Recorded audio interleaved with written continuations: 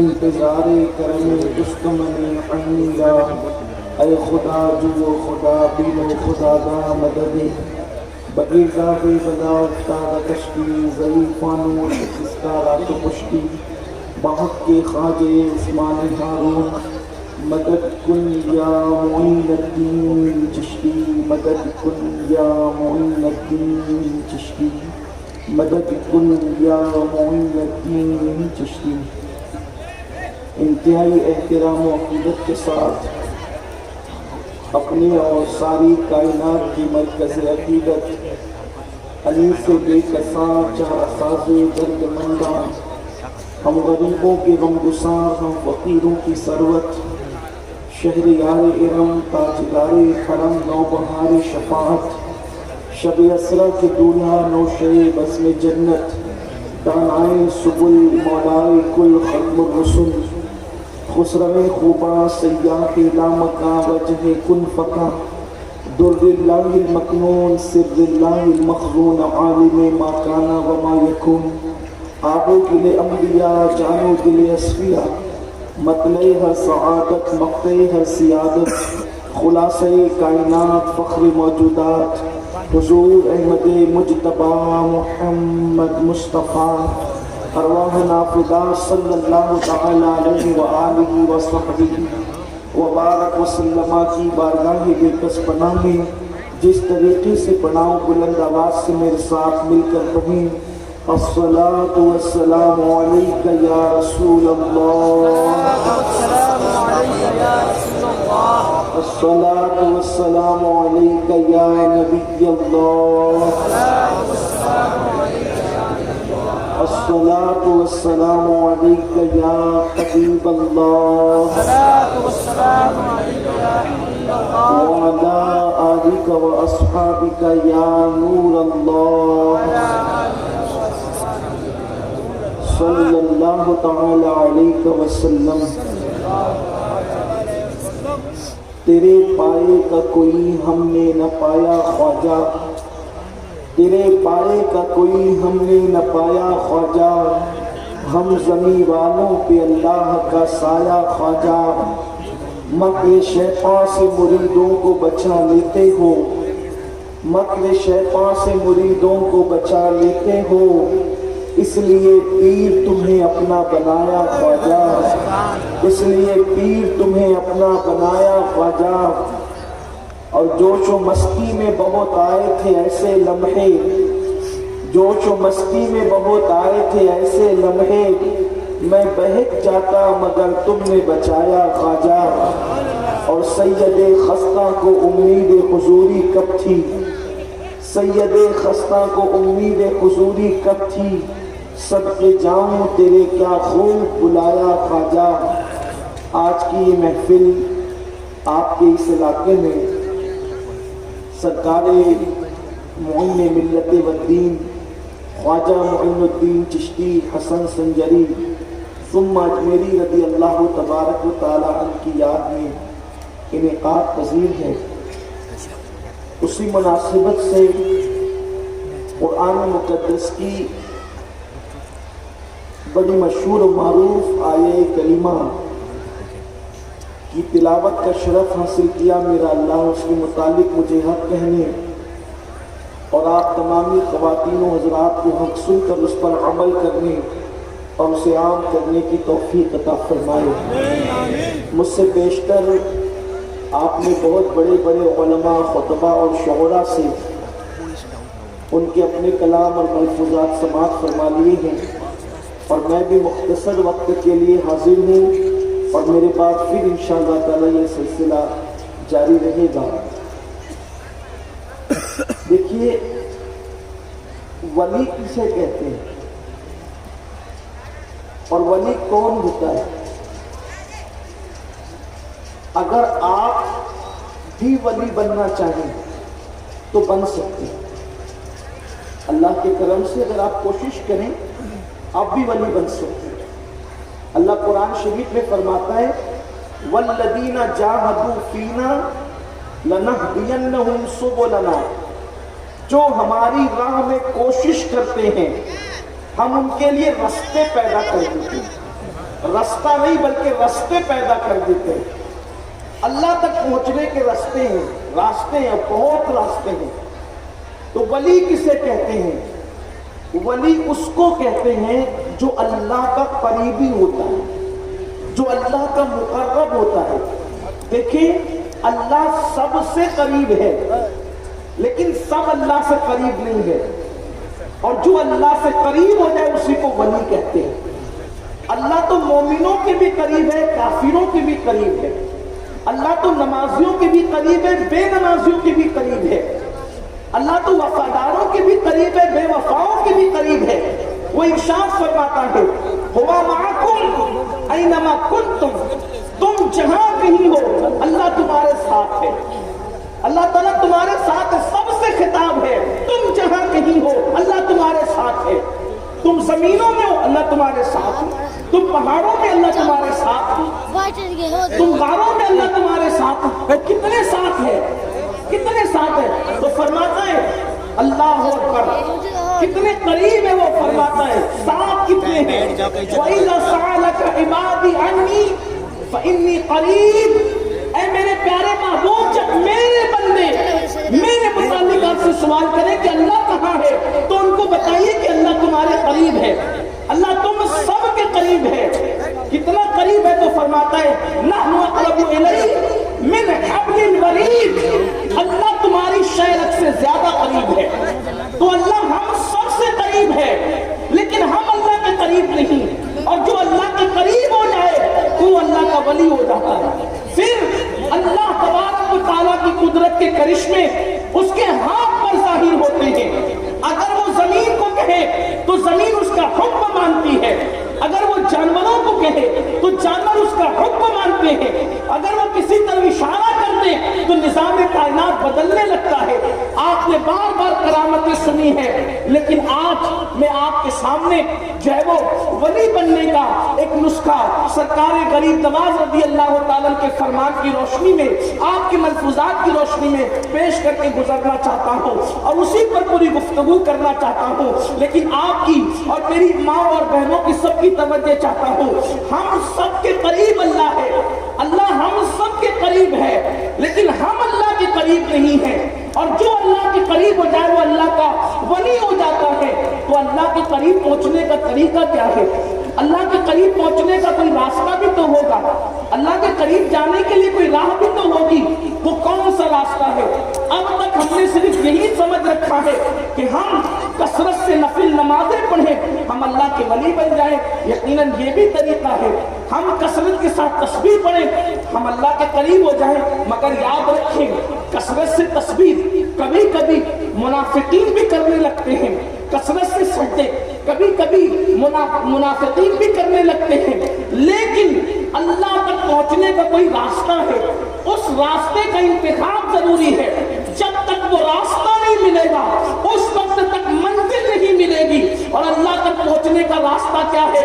سرکار غریب نواز فرماتے ہیں میں سب کی توجہ چاہتا ہوں، اس راستے کی طرف ہماری توجہ نہیں ہے، یقیناً ہم نے داڑیوں کی طرف توجہ دی ہے، بالکل دینا چاہیے، ہم نے نمازوں کی طرف توجہ دی ہے، بالکل دینا چاہیے، ہم نے تسبیح و تحلیل کی طرف توجہ دی ہے، بالکل دینا چاہیے، لیکن اللہ تک پہنچنے کا کوئی راستہ ہے، اس راستے کی طرف خاص توجہ ہماری ہونی چاہیے۔ اگر ہماری توجہ ہو گئی میں سمجھوں گا کہ میرا آج کا آنا کامیاب ہو گیا اور آپ کا بلانا بھی کامیاب ہو گیا۔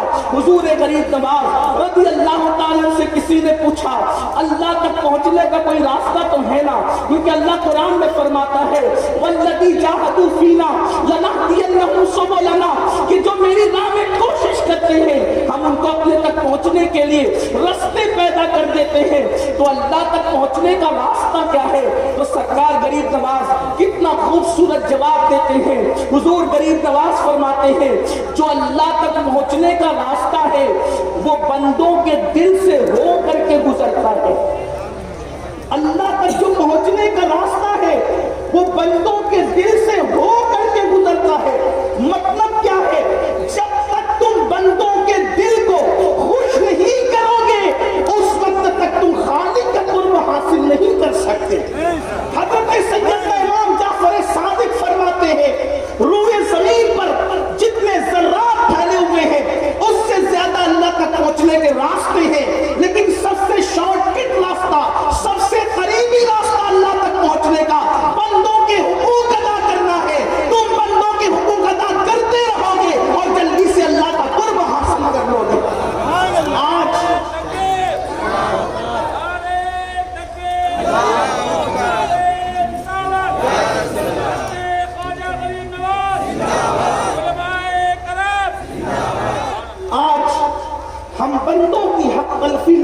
والا ہے. یاد رکھنا اگر اللہ کے حقوق کسی نے ادا نہیں کیے عذاب ہوگا اس پر, دردناک عذاب ہو اس پر. اللہ کا حق کیا ہے؟ جیسے نماز, اگر کوئی نماز نہ پڑھے معاذ اللہ, العیاذ باللہ, استغفر اللہ, کوئی نماز نہ پڑھے, غریب نواز فرماتے ہیں اپنے ملفوظات میں, جو نماز نہیں پڑھتا اس کی زندگی ضائع ہو رہی ہے, جو نماز نہیں پڑھتا اس پر عذاب کتنا ہے. فرماتے ہیں پورے جہنم میں سب سے زیادہ عذاب, یہ سرکار غریب نواز کے ملفوظات سے بیان کرتا ہوں اس لیے کہ مجھے وہ واقعات یاد ہیں. انا ساگر کا سمٹ آنا, اونٹوں کا بیٹھ جانا. میں یہ بات کروں گا تو آپ 4 نعرے زیادہ درج کرا دیں گے جلسے کی فہرست میں, لیکن مجھے آج آپ کو کوئی کرامت کی بجائے آپ کے ملفوظات پیش کرنا ہے, کیونکہ ہم نے تعلیمات کی طرف توجہ نہیں دی اولیاء اللہ کی. ہم اونٹ نہیں بٹھا سکتے نا زمین پر, لیکن ہم ان کے ملفوظات پہ عمل ضرور کر سکتے ہیں, اور ہمیں توجہ آج اسی کی طرف. میں کرامت کا منکر نہیں ہوں, آپ کوئی مفہوم مخالف مراد مت لیجیے گا. الحمدللہ ہم کرامات کے قائل بھی, بیان بھی کرتے ہیں. وقت ہوگا تو میں کچھ عرض بھی کروں گا, لیکن پہلے ملفوظات کی طرف. یہ سرکار غریب نواز فرماتے سب سے زیادہ عذاب پورے جہنم میں اگر کسی منزل میں, کسی مقام پر, کسی حصے میں ہے تو اس کو ویل کہتے ہیں. ویل میں سب سے زیادہ عذاب ہوگا.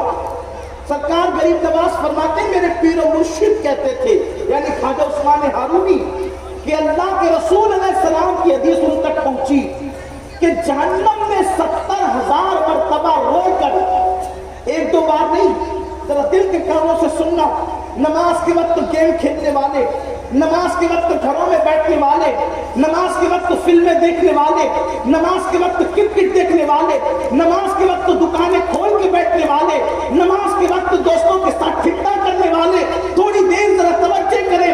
حضور غریب نواز فرماتے ہیں میرے پیر و مرشد نے فرمایا کہ جہنم نے 70,000 مرتبہ رو کر اللہ سے سوال کیا کہ سب سے زیادہ دردناک عذاب ویل نامی جہنم میں ہے, جس سے جہنم بھی بنا مانتا ہے. آخر جہنم کے حصے میں تو کس کو داخل فرمائے گا؟ تو اللہ نے جواب دیا جو لوگ نماز پڑھتے ہیں لیکن نماز سستی کے ساتھ پڑھتے ہیں, نمازوں میں غفلت پڑھتے ہیں, غفلت کرتے ہیں, یعنی 4 وقت کی پڑھی, فجر چھوڑ دی, کبھی فجر پڑھی عشاء چھوڑ دی, کبھی مغرب چھوڑ دی, وقت کو ٹال کر کے پڑھا, ظہر کی عصر میں پڑھی, عصر کی مغرب میں پڑھی, مغرب کی عشاء میں پڑھی, یعنی نماز میں اس طرح ٹالم ٹول کرتے ہیں, ان کو ویل نامی درجے میں داخل کیا جائے گا جس سے جہنم بھی پناہ مانگتا ہے. اب آپ مجھے بتائیں, ایمان والوں سینے پہ ہاتھ رکھ کر کے بتانا کہ جو اللہ اکبر چونٹی کے ڈنک کو برداشت نہیں کر سکتے, جو مکھی کے ڈنک کو برداشت نہیں کر سکتے, اللہ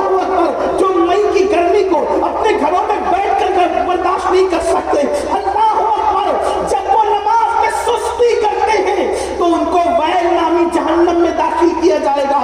جب نماز پڑھتے ہیں مگر سستی کے ساتھ پڑھتے ہیں تو ان کو ویل میں داخل کیا جائے گا.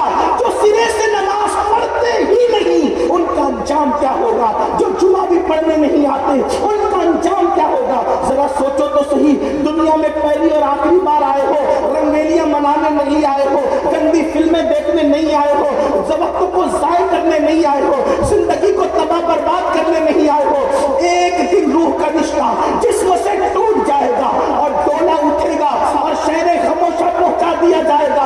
اس وقت کوئی بچانے نہیں آئے گا. عشق مصطفیٰ کا دعویٰ کر کے نمازوں میں کوتاہی کرنے والوں, اللہ کے رسول علیہ السلام نے فرمایا جو نماز چھوڑ دے میں محمد اس سے بیزار ہوں. کوئی توجہ تو تھے, کوئی توجہ تو تھے. فقیر کی فریاد ہے آپ کی عدالتوں میں, آپ کے دروازے دل پہ دستک ہے. بتاؤ مصطفیٰ جان رحمت کس سے ناراض ہو؟ حضور فرمائے کہ میں اس سے بیزار ہوں. حضور فرمائے میں اس سے بیزار ہوں جس سے میرے نبی بیزار ہوں. کیا اللہ اس سے راضی ہوگا؟ کیا غوث پاک اس سے راضی ہوں گے؟ کیا غریب نواز اس سے راضی ہوں گے؟ کیا مخدوم اشرف اس سے راضی ہوں گے؟ کیا امام عشق و محبت امام احمد رضا اس سے راضی ہوں گے؟ مجھے بتاؤ تو اپنی آخرت تباہ کر رہے ہو، اپنی آخرت برباد کر رہے ہو۔ اور بڑی معذرت کے ساتھ میں اپنے اصل عنوان کی طرف آنا چاہتا ہوں، یہ بات تو بیچ میں نکل آئی۔ کچھ لوگ ہمارے یہاں ایسے ہیں جو کہتے ہیں کہ بھائی جنت تو سنیوں کے لیے بنی، پھر نماز کی ضرورت کیا ہے؟ جنت تو سوال ہے، جنت تو سنیوں کے لیے بنی، پھر نماز کی ضرورت کیا ہے؟ میں کہتا ہوں واللہ جنت سنیوں کے لیے اور صرف سنیوں کے لیے ہے، لیکن کوئی سنی تو بنے جو سنی ہو اور وہ بے نمازی ہو۔ یہ کیسے ہو سکتا ہے؟ سنی ہو بے نمازی کیسے ہو سکتا ہے؟ اس لیے کہ سنی تو وہ ہے جو اپنے نبی کے نام پہ اپنی جان قربان کر دے، جو نبی کے لیے وقت قربان نہ کرے، وہ کیسا سنی ہے؟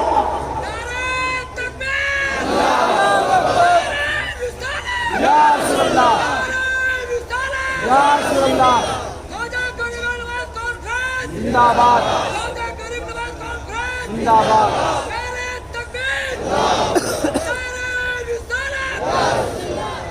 ہم نے سنیت کو سمجھا ہی نہیں۔ سنیت کا مطلب ہم نے سمجھا جلسوں میں بیٹھنا رات کے 3 بجے تک، جلوسوں میں نعرے لگانا، یہ اس کو سنیت سمجھا ہے۔ صرف کھانا بنا کر کے کھلا دینا اس کو سنیت سمجھا ہے۔ واللہ سنیت یہ ہے، سرکار کریم نماز فرماتے ہیں کہ قیامت میں سب سے پہلے نماز کا سوال ہوگا، جو نماز کا جواب دے سکے گا وہ کامیاب ہوگا، اور جو نماز کا جواب نہیں دے سکے گا وہ قیامت میں ایسا پھنسے گا کہ دنیا کی کوئی طاقت اس کو نہیں نکال سکتی۔ مجھے کوئی ایک سنی بزرگ بتا دو جو بے نمازی ہے، پھر آپ نماز چھوڑنا شروع کر دیجئے۔ ایک بزرگ بتائیے جو سنی اور بے نمازی ہے۔ غوث پاک سنیوں کے تاجدار اور سردار، 40 سال تک معمول یہ کہ عشاء کے وضو سے فجر پڑھتے ہیں۔ سرکار غریب نواز سنیوں کے تاجدار، کبھی نماز نہیں چھوٹی۔ مخدوم اشرف جہانگیر سمنانی تخت تو چھوڑا، نماز نہیں چھوڑا۔ محبوب الہی نماز نہیں چھوڑا۔ قطب الدین بختیار کاکی نماز نہیں چھوڑا۔ اور گزشتہ صدی میں ہمارے امام عشق و محبت امام احمد رضا خان محدث بریلوی، وہاں تو نماز ہے۔ سفر میں بھی وہ کبھی جماعت ترک نہیں کرتے تھے، بلکہ جب کبھی سفر کے لیے نکلتے تھے تو پوری بوگی بک کر کے نکلتے تھے۔ اس دور میں پوری بوگی بک کرنا آسان نہیں تھا، آخر پورا ریل کا ڈبہ کیوں بک کرتے تھے؟ اس لیے کہ چند لوگوں کو ساتھ میں لے کر جائیں گے، اور پھر جہاں نماز کا وقت ہوگا تو اطمینان سے جماعت کے ساتھ نماز ادا کریں گے۔ پیسے جاتے ہیں چلے جائیں، لیکن اللہ اکبر جماعت کے ساتھ نماز نہیں جانا چاہیے، سفر میں بھی نہیں جانا چاہیے۔ یہ حالت تھی۔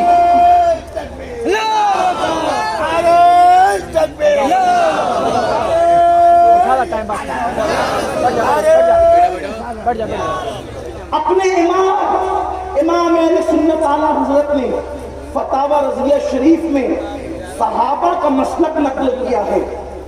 فرماتے 110 سے زیادہ صحابہ کا فتویٰ ہے کہ جس نے ایک نہ جان بوجھ کے نماز چھوڑ دی وہ کافر ہو گیا۔ 110 سے زیادہ صحابہ کا فتویٰ ہے کہ جس نے جان بوجھ کے نماز چھوڑ دی وہ کافر ہو گیا۔ لیکن احناف بے نمازی کو ڈائریکٹ کافر نہیں کہتے، مگر پھر آپ آئیں تو آپ کو پتہ چلے گا کہ ہمارے امام اعظم ابو حنیفہ بھی وہی پہنچتے ہیں۔ فرماتے جو نماز میں سستی کرے گا ڈر ہے کہ جب مرے گا تو کافر ہو کر مرے گا۔ ہم کہاں ہیں؟ اپنے حال پہ رحم کر لو، یا آپ کتنے بڑے بڑے دعوے کر لو، کوئی دعویٰ وہاں کا نہیں ہے، وہاں تو دلیل چاہیے۔ میرے آقا نے اپنے خاندان والوں کو مخاطب کر کے فرمایا تھا، اے بنو ہاشم عمل کرو عمل، جس کو عمل نے پیچھے کر دیا اس کو نسب کبھی آگے نہیں کر سکتا۔ آپ مجھے بتائیں، یہ اللہ کے رسول کا فرمان ہے۔ حضور نے اپنے خاندان کے لوگوں کو وصیت کی، نصیحت فرمائی، کیا عمل کرو عمل، جس کو عمل نے پیچھے کیا اس کو نسب آگے نہیں کر سکتا۔ جن کے پاس نسب بھی نہیں ہے وہ نسب جس کی طرف اشارہ ہے، جس کی طرف اشارہ ہے کہ سارے انساب قیامت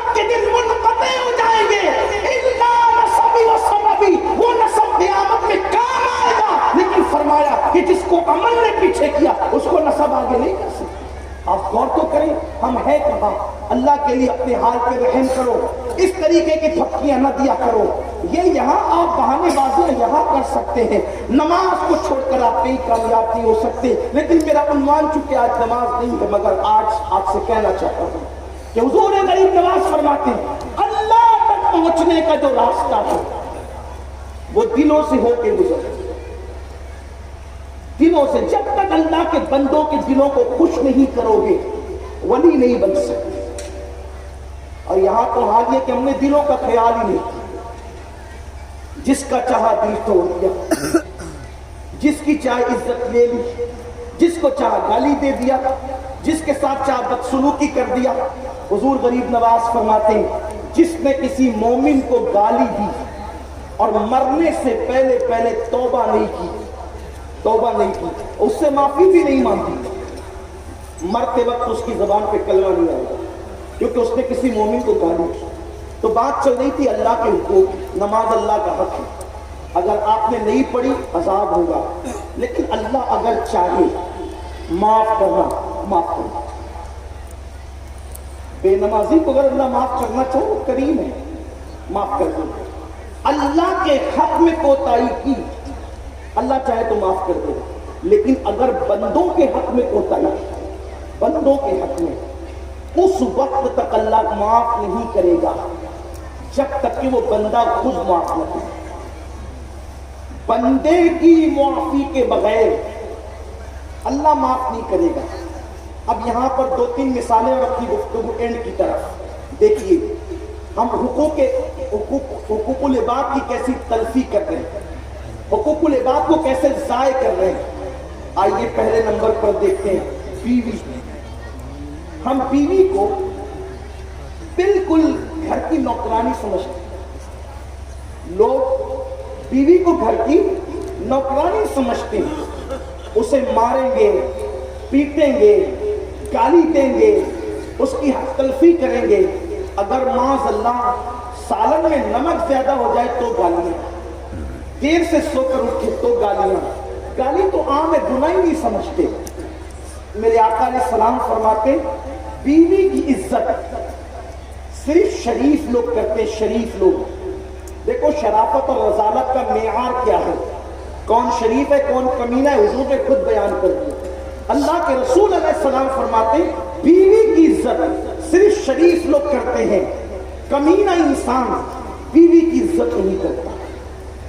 آپ حاجی صاحب ہے، نمازی صاحب ہے، متولی صاحب ہے، یہ صاحب ہے وہ صاحب ہے، کچھ بھی ہیں، اگر آپ اپنی بیوی کی عزت نہیں کرتے تو اللہ کے رسول آپ کو کمینہ کہہ رہے ہیں۔ فرمایا کمینہ بیوی کی عزت نہیں کرتا، اور پھر فرمایا کہ تم میں سب سے بہتر وہ ہے، تم میں سب سے بہتر وہ ہے جو اپنی بیوی کے ساتھ اچھا سلوک کرتا ہے، اور میں تم سب میں بہتر ہوں کہ میں تم سب سے زیادہ اچھا سلوک اپنے گھر والوں کے ساتھ کرتا ہوں۔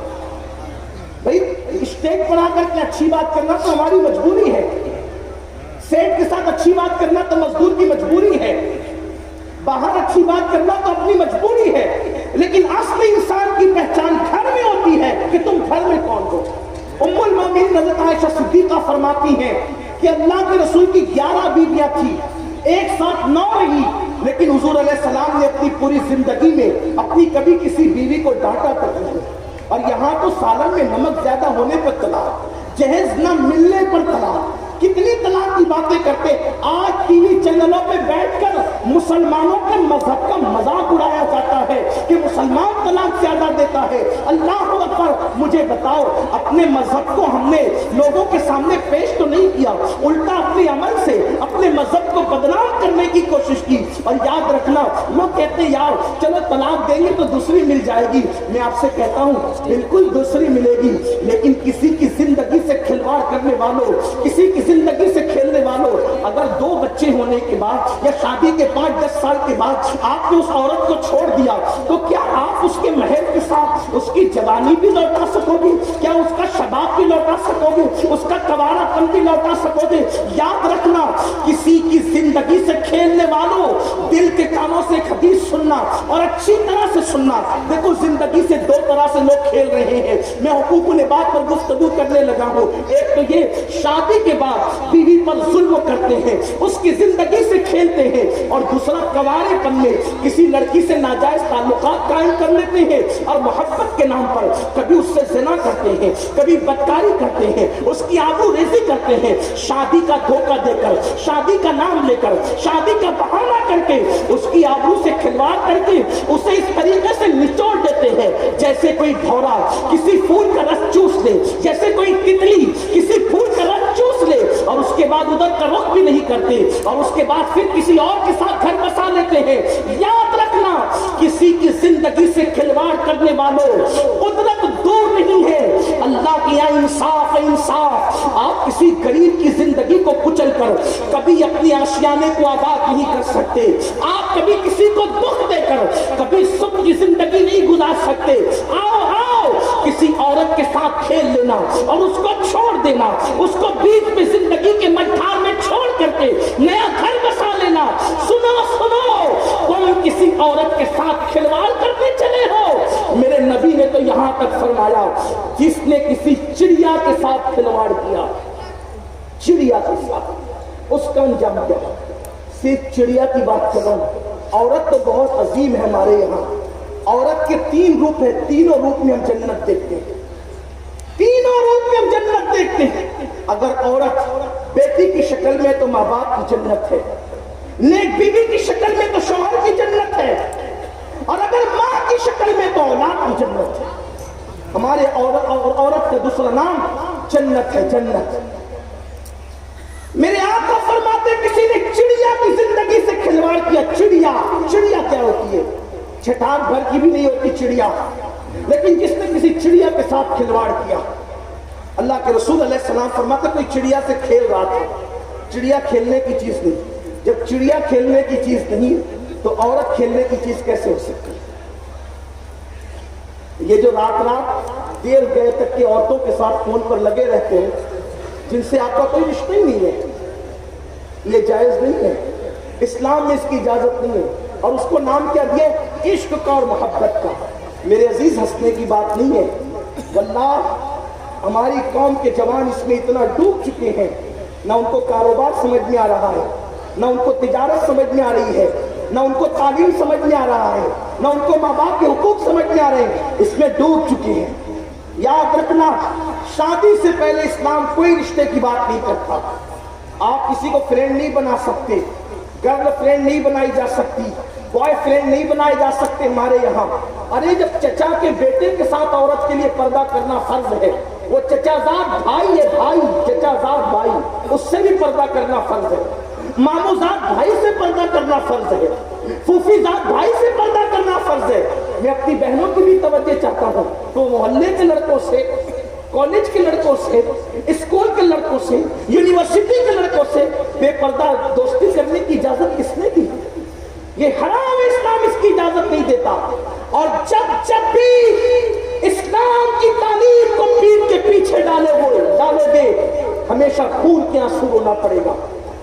چڑیا سے نہیں کھیل سکتے، چڑیا سے کھیل رہے تھے، چڑیا مر گئی، چڑیا سے کھیل رہے تھے، چڑیا مر گئی۔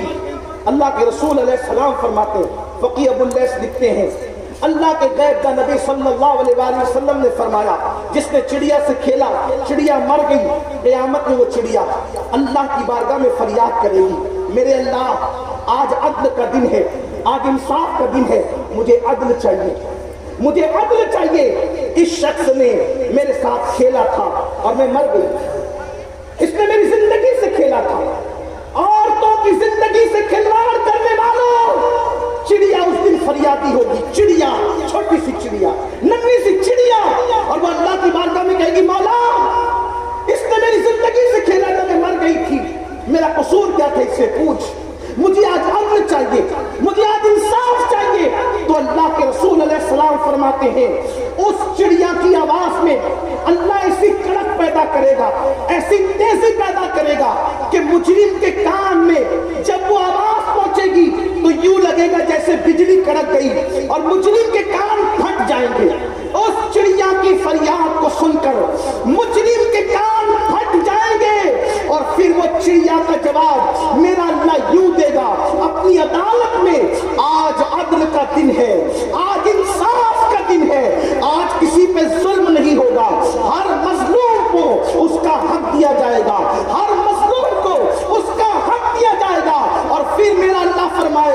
اگر کسی سینگ والی بکری نے بغیر سینگ والی بکری کو مارا ہوگا تو اس سینگ والی بکری کو بھی اس کے ظلم کا بدلہ دیا جائے گا. اگر کسی پتھر نے دوسرے پتھر سے ٹکرا کر کے اس کو خراش دی ہوگی تو وہ خراش دینے والے پتھر کو بھی اس کے ظلم کا بدلہ دیا جائے گا. مجھے بتاؤ اللہ اکبر، جب سینگ والی بکری کو بغیر سینگ والی بکری کو مارنے کے بدلے میں اس کے ظلم کا بدلہ اسے دیا جائے گا تو اللہ میرا اللہ فرمائے گا یہ شخص جس نے چڑیا سے کھیلا ہے اور چڑیا کو مار ڈالا ہے، اللہ اکبر، میرا رب فرمائے گا اس کی پہاڑ جیسی نیکیاں چڑیا کی زندگی سے کھیلنے کے بدلے میں ضائع کر دی جائے اور اس کو منہ کے بل گھسیٹتے ہوئے جہنم میں لے جایا جائے. آپ سے میں پوچھنا چاہتا ہوں، جس نے چڑیا کی زندگی سے کھلواڑ کیا اس کی پہاڑوں جیسی نیکیاں ضائع ہوگی اور اس کو منہ کے بل گھسیٹتے ہوئے جہنم میں لے جایا جائے گا. جس نے عورتوں سے کھلواڑ کیا، ان خواتین سے بھی کہتا ہوں اگر بہو جہیز کم لے کر آئی ہیں ان کو کتنا تانا دیتی ہو، اور عورتیں بھی طلاق کا سبب بنتی ہے. صرف مرد ہی ذمہ دار نہیں ہے، گھر کی وہ ساس، گھر کی وہ ننند، گھر کی وہ عورتیں جو تیل مرچ ڈال کر کے رشتوں میں دراڑ پیدا کرتی ہے. یاد رکھنا یہ دنیا ہمیشہ رہنے کی جگہ نہیں ہے. کسی کی زندگی سے کھلواڑ مت کرو. اور اس کے بعد آئیے دوسری بات، اللہ اکبر، ماں باپ کے بھی تو کچھ حقوق سمجھے جاتے ہیں، بیوی کے بھی تو کچھ حقوق سمجھے جاتے ہیں. عام طور پر لوگ بہن بھائیوں کو کوئی حیثیت ہی نہیں دیتے، بہن بھائیوں کو کوئی حیثیت ہی نہیں دیتے لوگ. اللہ اکبر. آئیے اگر آپ نے بہن کا حق ادا نہیں کیا، بہن کا حق کیا ہے؟ اگر بہن بھوکی ہے اسے کھانا کھلانا. ہم کہتے ہیں اللہ کی راہ میں خرچ کرو، اللہ کی راہ میں خرچ کرو، اللہ کی راہ میں خرچ کرنے کا مطلب ابھی تک ہم نے نہیں سمجھا.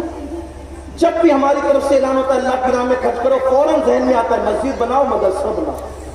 یہ اللہ کی راہ میں خرچ. میں بھی مسجد مدرسے والا آدمی ہوں، لیکن آپ سے یہ کہتا ہوں مسجد بنانے سے زیادہ، مدرسے میں دینے سے زیادہ اگر ہمیں کہیں ثواب ملتا ہے تو اپنے رشتہ داروں پہ خرچ کرنے سے، رشتہ داروں پہ خرچ کرنے سے ہمیں ڈبل ثواب ملتا ہے. ایک تو خرچ کرنے کا ثواب، ایک تو صلہ رحمی کا ثواب. لیکن آپ کو یہ نہیں کہتا کہ آپ مدرسوں سے معاذ اللہ منہ موڑ لیں، کیونکہ مدرسوں کا وجود ضروری ہے.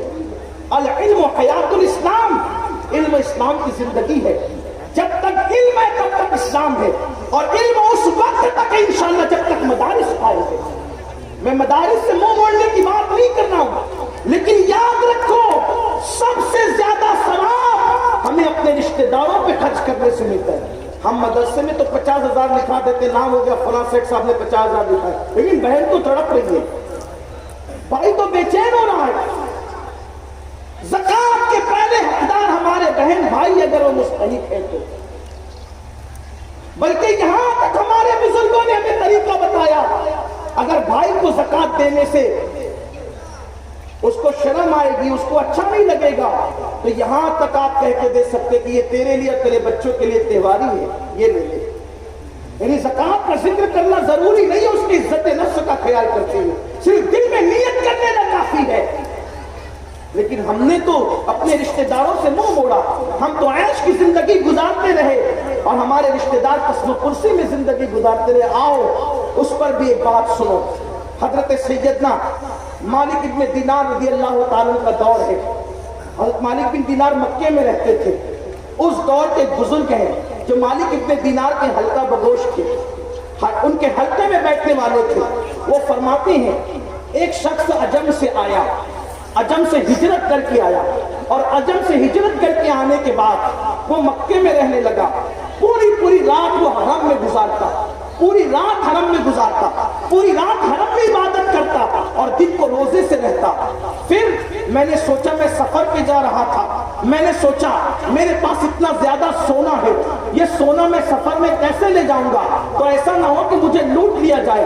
تو میں نے سوچا مکے کے نیک لوگوں میں کون ہے تو ایک بندے کو جو پوری رات حرم میں گزارتا تھا اور حرم میں اللہ کی عبادت کرتا تھا، تو میں نے اپنے سونے کی تھیلی اس بندے کے ہاتھ میں دے دی اور اس سے کہا کہ دو، میں سفر سے واپس آؤں گا تو یہ اپنا سونا واپس لے لوں گا۔ وہ بزرگ فرماتے ہیں کہ جب میں سفر سے واپس آیا تو مجھے کسی نے اطلاع دی کہ تم سفر پر گئے تھے اور اس شخص کا انتقال ہو گیا جو پوری رات عبادت کرتا تھا، جو روزانہ دن میں روزے رکھتا تھا۔ مجھے بڑا صدمہ ہوا، میرا اتنی محنت سے کمایا ہوا سونا، میری اتنی بڑی دولت ضائع ہو گئی۔ تو اللہ اکبر، میں پریشان رہنے لگا۔ ایک دن میں نے حضرت سیدنا مالک بن دینار سے کہا، اے مالک کیا کروں، میں نے بڑی محنت سے وہ سونا جمع کیا تھا اور اس شخص کو میں نے دیا اور اس کا انتقال ہو گیا، اب پتہ نہیں وہ سونا کہاں ہے۔ تو حضرت مالک بن دینار نے فرمایا، ایک کام کرو کہ جب جمعہ کا دن آئے تو جمعہ کی شب جب آدھی گزر جائے تو شب جمعہ آدھی گزرنے کے بعد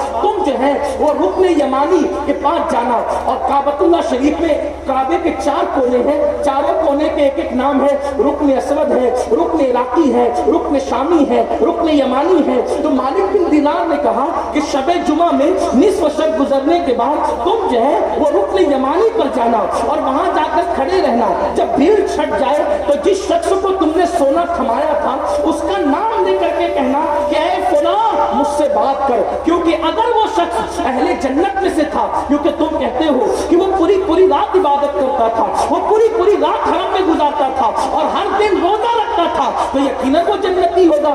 اگر وہ جنتی ہے تو جنتیوں کی روحیں ہر شب جمعہ کو رکن یمانی کے پاس جمع ہوتی ہے، تو تم وہاں پر آواز لگانا، اگر وہ جنتی لوگوں میں سے ہے تو وہ تم سے بات کرے گا، تمہارے سونے کی تھیلی تمہیں مل جائے گی۔ اللہ اکبر۔ پھر وہ کہتے ہیں کہ میں شب جمعہ میں گیا، جب بھیڑ چھٹ گئی تو میں نے آواز لگائی، اے فلاں تم مجھ سے بات کرو، مجھ سے کلام کرو، لیکن کوئی جواب نہیں آیا، اس وقت کوئی جواب نہیں آیا۔ اللہ اکبر۔ وہ بزرگ کہتے ہیں میں پھر مالک بن دینار کے پاس گیا اور مالک بن دینار کے پاس جانے کے بعد میں نے ان سے کہا، انہوں نے تو کوئی جواب ہی نہیں دیا۔ حضرت مالک بن دینار نے زور سے پڑھا، انا للہ و انا الیہ راجعون، فرمایا وہ جنتیوں میں سے نہ تھا، حرم میں پوری رات عبادت کرنے کے باوجود، ہر دن روزہ رکھنے کے باوجود وہ جنت میں نہیں تھا، وہ جنتیوں میں سے نہیں تھا۔ اب جاؤ یمن کا سفر کرو، اور یمن میں ایک کنواں ہے جس کا نام ہے برہوت، وہاں رات کو جاؤ، نصف شب گزرنے کے بعد اس کنویں میں آواز لگانا، اب تمہیں وہ وہی ملے گا جو یہاں نہیں ملے گا، وہ وہاں ملے گا، وہاں جاؤ۔ وہ کہتے ہیں میں یمن پہنچا اور اس کنویں پر پہنچا تو وہاں سے لوگوں کے چیخنے چلانے کی آوازیں آنے لگی۔ میں خوف زدہ تھا کیونکہ وہاں عذاب کیا جا رہا تھا، حالانکہ وہ شخص اللہ کے ولی تھے، عام آدمی کو یہ سب چیزیں سنائی نہیں دے سکتی، وہ اللہ والے تھے۔ انہوں نے کہا، پھر میں نے اس کو آواز لگائی تو انہوں نے مجھ سے کہا میں حاضر ہوں۔ اس کنویں میں نے آواز لگائی، جہنمیوں کے کنویں میں، اس نے کہا میں حاضر ہوں۔ میں نے سوچا پہلے اپنی تھیلی کے متعلق بات کر لوں، کہا میرا سونا کہاں ہے بھائی؟ اور اس نے کہا کہ میں مرنے سے پہلے اپنے گھر کے زینے کے نیچے تمہارے سونے کی تھیلی میں نے دفن کی ہے، وہاں جا کر کے نکال لو۔ میں نے کہا آپ اتنے اللہ والے، عبادت گزار، نیک پرہیزگار، کس چیز کی وجہ سے جہنم میں ہو؟ کہا کوئی چیز نہیں، صرف ایک گناہ ہے میرا، ایک گناہ، اگر یہ مسئلہ میرا حل ہو جائے تو میں جنت میں چلا جاؤں گا۔ کیا گناہ ہے؟ کہ جب میں مر گیا تو اللہ نے مجھ سے پوچھا کہ تیری ایک ہی بہن تھی، تیری ایک ہی بہن تھی، تو اس کو چھوڑ کر کے مکہ آ گیا ہجرت کر کے، تو یہاں کھاتا رہا وہ بھوکی رہی، تو یہاں پیتا رہا وہ پیاسی رہی، تو یہاں کپڑے پہنتا رہا اور وہ وہاں پر پھٹے پرانے کپڑوں پہ زندگی گزارتی رہی، تو نے اپنی بہن سے کبھی رابطہ نہیں کیا، تو نے اپنی بہن کی کبھی خیریت نہیں پوچھی، میری ساری عبادتیں دھری کے دھری رہ گئی، اور صرف بہن کا حق ادا نہ کرنے کی وجہ سے میری عبادتوں کا مجھے وہ صلہ نہیں ملا جو میں سمجھتا تھا، اور بہن کی حق تلفی نے مجھے جہنم کے عذاب میں گرفتار کر دیا۔ میرے بھائی، تیری سونے کی تھیلی مل جائے تو میری بہن سے ملاقات کرنا، اگر میری بہن مجھے معاف کر دے گی تو انشاءاللہ تعالیٰ میں پھر جنت میں چلا جاؤں گا۔ مجھے بتاؤ آج بہنوں کے ساتھ کیا حال ہے اپنا، بہنوں کے ساتھ سلوک کیا ہے؟ بڑی معذرت کے ساتھ اگر برا لگے مرچی والوں تو مجھے معاف کر دینا، ہم نے پیروں کو تو مرغ مسلم کی دعوت کھلائی، کیا کبھی اس اہتمام کے ساتھ ہم نے بہن کی بھی دعوت کی؟ میرا سوال ہے۔ حالانکہ پیر کی دعوت کرنا ہم پہ فرض نہ تھی، لیکن بہن کے حقوق ادا کرنا تو ان کو فرض ہے۔ میں یہ نہیں کہتا پیروں کو دعوت نہ دو، یہ بات قطعا نہیں ہے، یہ بات قطعا نہیں ہے۔ جتنا اہتمام ہم پیران اعظام کے لیے کرتے ہیں، ارے پیر کے لیے تو ہزاروں گھر ہیں، وہاں تو سب جگہ اہتمام ہی اہتمام ہے، اپنے بہن بھائیوں کے لیے تو ہمارے سوا کون ہے؟ ہم نے ان کے کیا حقوق ادا کیے؟ ہم نے اصول کو چھوڑ کر کے فلاح کی طرف توجہ کی، اور یہ شیطان کی عادت ہے، وہ فرائض سے ہٹا کر کے انسان کو نوافل میں اٹھا دیتا ہے۔ پیروں کی بھی دعوت کرو، شان سے کرو، نظر و پیش کرو، شان سے کرو، لیکن پہلے اپنے بہن بھائیوں کا، ورنہ دیکھو مکے میں مرنے کے بعد بھی جہنم میں جا رہا ہے بہن کی حق تلفی کرنے کی وجہ سے۔ یہ حقوق ہیں۔ آخری طرف چلتے ہیں، آخری حصے کی طرف۔ اس سے بڑے حقوق حقوق العباد ہیں۔ اب 2 حق بچے ہیں، وہ بیان کر کے بات مکمل ہوتی ہے۔ اس سے بڑے، بہن بھائیوں سے بڑے حقوق ماں باپ کے، ماں باپ کے حقوق اس سے بڑے ہیں۔ بلکہ سرکار غریب نواز فرماتے ہیں، ایک حدیث فرماتے ہیں، میری نظروں سے گزری، ایک بندہ قیامت میں لایا جائے گا، قیامت میں ایک بندہ لایا جائے گا، اور اس کی نیکیاں میزان پہ رکھی جائے گی، اس کی نیکیاں میزان پہ رکھی جائے گی، اور میزان پہ اس کی نیکیاں جب رکھی جائے گی تو اس کی نیکیوں سے میزان بھر جائے گا۔ جب اس کی نیکیوں سے میزان بھر جائے گا، وہ ابھی تصور کرے گا کہ میری نیکیوں سے میزان بھر گیا ہے، میں اب عنقریب جنت میں جانے والا ہوں۔ ایسے میں غریب نواز فرماتے ہیں، کاغذ کا چھوٹا سا ٹکڑا، کاغذ کا چھوٹا سا ٹکڑا اس کے گناہ کے پڑنے میں گرے گا، اور جب کاغذ کا چھوٹا سا ٹکڑا اس کے گناہ کے پڑنے میں گرے گا تو وہ جو نیکیوں سے میزان بھر گیا تھا اس کی نیکیاں ہلکی ہوگی اور گناہ کا پڑنا بھاری ہوگا۔ اللہ اکبر، اس کو حکم ہوگا تیرے گناہ کا پڑنا بھاری ہے، اس لیے اس کو جہنم میں لے جاؤ۔ وہ بندہ جاتے جاتے پوچھے گا، فرشتوں یہ تو بتاؤ کہ میری نیکیوں سے پورا میزان بھر گیا تھا، لیکن یہ چھوٹے سے کاغذ کے ٹکڑے میں آخر کیا لکھا ہوا تھا؟ اس کاغذ کے چھوٹے سے ٹکڑے میں کیا لکھا ہوا تھا جس نے میری پوری زندگی کی نیکی کو ہلکی کر دیا؟ تو فرشتے جواب دیں گے، ایک مرتبہ، صرف ایک مرتبہ تو نے چلا کر اپنی ماں سے یا اپنے باپ سے بات کی تھی، ایک بار چلا کر تو نے اپنی ماں سے یا اپنے باپ سے بات کی تھی، وہ یہ گناہ اس میں لکھا تھا جس نے تیری پہاڑوں جیسی نیکیوں کو ہلکا کر دی۔ باپ کو بڈھا، ماں کو بڑھیا۔ اچھی طرح یاد رکھنا میری قوم کے جوانوں، تمہاری جنت تمہارے گھروں میں ہے، تمہاری بگڑی بنانے کا ذریعہ تمہارے گھروں میں ہے۔ کتنا بھی بڑا انسان تمہارے لیے دعا کرے، کوئی گارنٹی نہیں ہے کہ قبول ہو۔ کتنا بھی بڑا انسان ہو، کوئی گارنٹی نہیں ہے کہ دعا قبول ہوگی، لیکن اگر تمہارے ماں باپ تمہارے لیے دعا کرے، میرے نبی نے فرمایا دعا